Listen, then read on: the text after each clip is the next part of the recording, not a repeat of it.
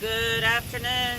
I hope that you will subscribe to my YouTube channel. It's Gail's Journey, or email me at Gmail, galesjourney101@gmail.com.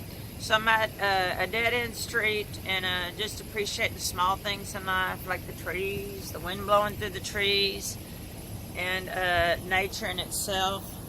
And I think I'm going to talk to you a little bit about Alzheimer's today. So my dad, he turned 90 about 3 weeks ago, and about a year ago, we started noticing how he was forgetting things. And so in other words, dementia.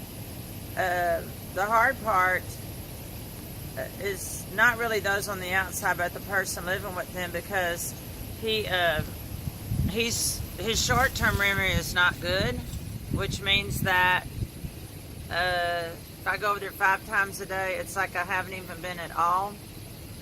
But I think pretty much everybody's accepted it. He is very, very happy. A little bit that's kind of sad is sometimes he'll look in his wallet and he'll say, "Where's my driver's license? And why is your mom's driver's license in here, not mine?" And I'll tell him, I said, "Daddy, you hadn't driven in a couple of years." "Well, I don't understand. What do you mean I can't drive?" So then we start explaining to him about how with him not remembering things, it's not good for him to drive. So it's harder for the person that lives with them, because they have known them their entire life one way. He does remember stories that happened probably 50 years ago. He continues to tell the same stories over and over and over again. There's been a couple of times we had cameras placed in their house, because we want to make sure. My mom, she goes to get her hair done sometimes, and then she worries, so we put some cameras in there so she can see where he's at. And he won't even remember if you've come over there or not. There's a couple funny things that have happened to where we had some company come in from out of town just the other day, and he came and we ate dinner together, all of us, and then the next morning he woke and he said, Who's here? And he said, "Oh, I didn't know they were here." So it's a tiny bit sad, but at least he's not depressed over it. I'm not sure about all people with dementia, but I know in my dad's case, he's pretty happy because he doesn't remember anything bad. He talks about what a good life he has. And he's happy all the time, I guess maybe because he doesn't focus or can't remember what's anything bad that's ever happened to him. He's turned out to be a little bit more affectionate than what he used to be, like holding our hands and hugging us. And so I want to tell you that from the outside looking in, even though they live on our property, that it's almost kind of nice that every time he sees me, he's so happy. "Oh my God, you're here." "Yep, I hadn't seen you all day." "You have, but it's okay, you don't remember." So again, those of you that are facing somebody with dementia and Alzheimer's, the good thing is that he's not remember a lot of the things he used to get upset over.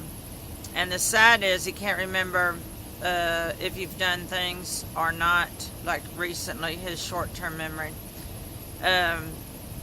So I want to share a little bit about that. Quick little story before I close this down.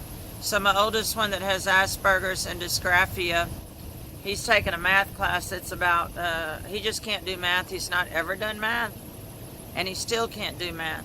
So he's trying to take a college class, taking math, but he's like, "Mom, this is like a curse. I still can't do it." He is afraid to ask for his accommodations. He didn't do any of those things. And so I think pretty much he's too scared to tell the professors out there that he does have dysgraphia. Math has always been impossible. He never did even pass any state assessments with math. He went to tutoring like 5 times a day. So in my closing, those of you that are dealing with somebody with dementia, remember there's good and bad parts. And in my own personal experience, the good is that he doesn't remember anything that's not good right now. The bad is you have to hear his stories a million times from way back 20, 30, 40, 50 years ago. As far as my son with Asperger's and dysgraphia, he's finally at an age at 27, he's accepting the fact that his mind just does not work to where he can do math regardless of how much help. I hope in some way I've made the holidays better for some of y'all. I want to shout out to my college students that Professor Ward just loves you and loves teaching you. And please share my video. And I'm open for any topics you'd like to cover, because I think deep down I always wanted to be a therapist.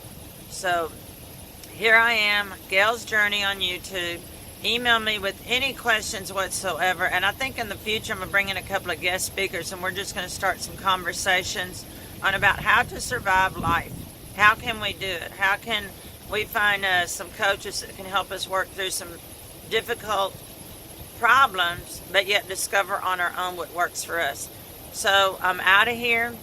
Have a great day. And again, it's Gail's Journey. And email me any topics you want me to cover at Gail's Journey 101 at gmail.com. Thanks, folks.